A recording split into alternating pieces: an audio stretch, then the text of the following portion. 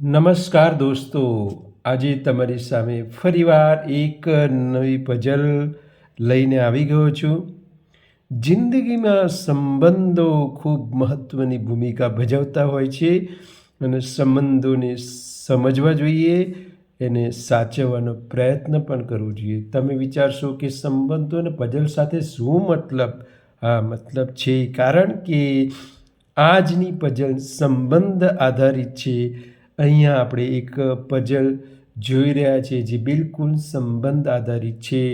ચાલો ત્યારે વાંચી લઈએ. તમારા મામાના એકમાત્ર જીજાજીની પત્ની તમારે શું થાય? વિચારી જુઓ. જવાબ 3 ઓપ્શન આપેલા છે: માતા, પત્ની અને બહેન.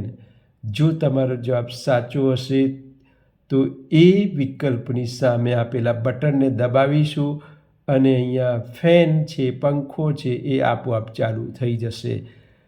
પહેલાં તો વિચારો કે તમારા મામા એટલે કોણ? એટલે તમારા મમ્મીના ભાઈ. તેમના એકમાત્ર જીજાજી એટલે મામાની જે બહેન છે એના પતિ થયા, એટલે કે તમારા પપ્પા થયા. અને તેમના પત્ની એટલે તમારી માતા થાય. આ પઝલનો સાચો જવાબ છે માતા. જોઈએ તો આપણે માતાના ઓપ્શન પર આપણે અહીંયા જે બટન છે એ બટન આપણે ચાલુ કરીએ છીએ તો આ પંખો છે એ ચાલુ થવો જોઈએ. યસ, પંખો ચાલુ થઈ ગયો છે ભાઈ. Welcome welcome welcome welcome. ખૂબ સરસ, પંખો ચાલુ થઈ ગયો છે. એનો સાચો જવાબ હતો માતા.